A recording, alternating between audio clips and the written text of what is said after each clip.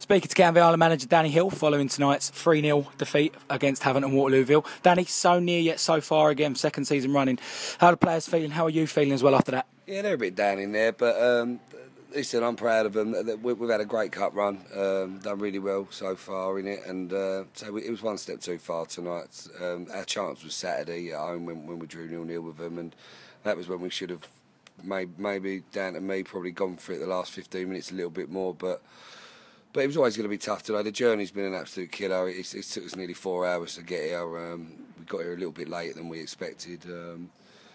Ashley Dumas has been caught in his train. He's however he's got to Calais for his family holiday that he had booked. He hasn't made it here tonight. I've had a couple cry off because their bosses wouldn't let him go. But then that's the situation we're in. But the boys that did make it, really proud of them. And I'd say it was fine margins tonight. And it was 1-0 down at half time, and I said to him, why this 1-0, you're still in this game? But then we come straight out the blocks in the first 30 seconds, broke through, and then the ball's gone across the face of the goal. Jay Curran's missed it by a couple of inches and put it wide, and then they've gone down the other end and hit the second goal, which was the killer blow. The third one was a penalty. Not in a million years am I having it's a penalty, but that's it. We're taking a tune, got beat by a better side tonight, and we'll move on.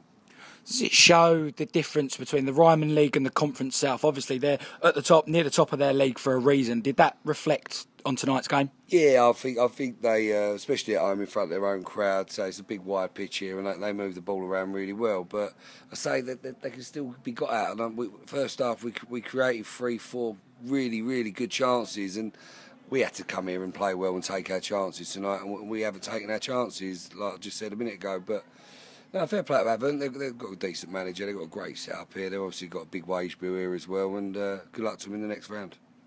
So we had that chance, Jay Curran, like 30 seconds into the second half to grab an equaliser. Then they won up the other end and scored an absolute screamer.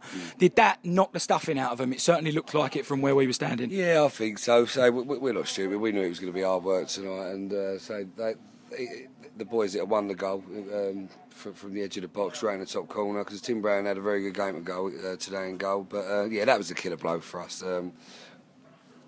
If we put that away, it's 1-0, and it just kick-starts us again and puts them on the back foot. But it weren't to be, so no qualms. We got beat by a better side tonight. A couple of silly decisions from the referee. From my point of view, I've just thought that sometimes they look after the hired league team, which I thought was the case tonight. But yeah, he did have a horrendous game. It was just a couple of key decisions I thought went against us. When they done it, they seemed to get away with it. But no, fair play. We'll move on and we'll dust ourselves down and get ready for the trophy now. So you've got to take a lot of pride. I certainly do as a fan, by the amount they battled against the team from the league above us, the work rate from start to finish, and they tried not to let their edge drop. How proud are you of the players? I'm immensely proud of them. So the boys, they're a great bunch of lads in there, and they don't like losing. Thank you. We don't like losing, and listen, it's down to me now to make sure they're ready to go again for Saturday in the trophy. But the one thing I would like to say is thank you to the supporters for the great support we had, especially at Saturday at home, and for the 50-60 people that travelled up here today on a Tuesday night, coming up to Christmas and that we could hear them today with the drums and everything and that. And so that's what Canvey Football Club's all about. And just want to say, from behalf of me and the staff and the players, thank you very much.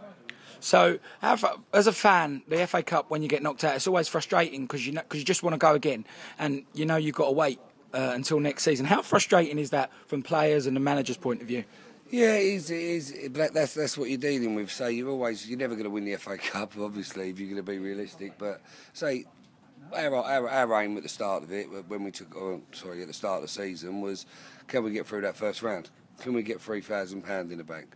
Then you get through that. Can we make go one more? Then we've done that. And then can we go one more? Then we've done that. And then obviously we've got to where we are now. And so you're in dreamland. We're all sitting indoors last night at 7 o'clock on BBC Two, waiting for the draw to go through. And we're one step away from playing Preston North End at home. And say, I know Canvey over the years have had them big games down there, but we've got to be realistic.